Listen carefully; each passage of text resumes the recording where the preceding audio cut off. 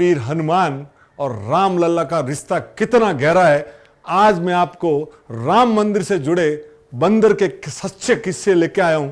आप सुनेंगे ना, आप ताज्जुब कर जाएंगे। कहानी शुरू होती है सर 1 फरवरी 1986 शाम को 4:40 पर जज साहब KM पांडे साहब पूरा की पूरी केस की सुनवाई कर रहे हैं और सामने देखते हैं कि फ्लैग पोस्ट पे सुबह से एक काला बंदर बैठा है। लोग उसको मूंगफली दे रहे हैं, केला दे रहे हैं, पर वो बंदर नीचे देखने को तैयार नहीं है।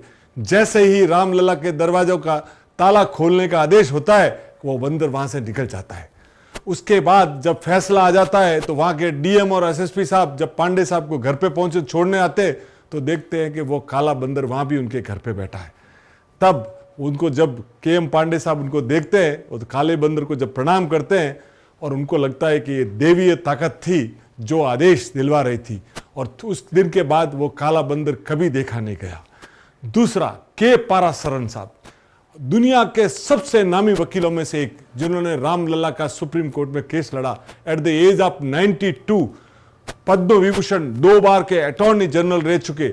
जब वो कोर्ट में आते थे तो बिना चप्पल आते थे। उनको जब जज साहब ने बोला कि आप 92 ईयर्स के आप बैठ जाइए, तो उन्होंने बोला कि मैं बैठूंगा नहीं, भगवान राम का केस लड़ रहा हूं तो मैं खड़ा रहकर बिना चप्पल।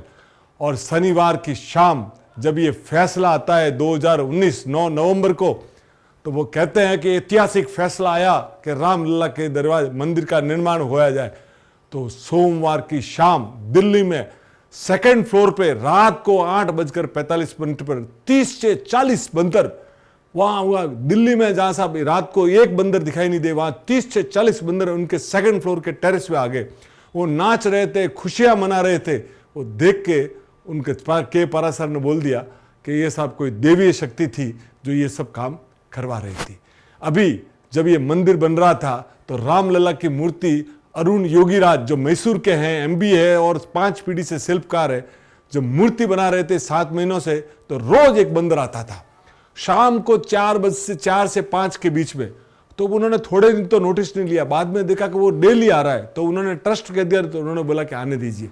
और उसके बाद एक बार तिरपाल और दरवाजा बंद किया था, तो वो दरवाजा खटखटा के अंदर आया और पूरे 7 महीने वो बंदर आता रहा, आता मूर्ति को निहारता और शांति से चला जाता। उसके बाद जब फैसला, जब प्रतिष्ठा हुई 22 जनवरी को, तो आप सुनिए न कितनी सिक्योरिटी होगी सर।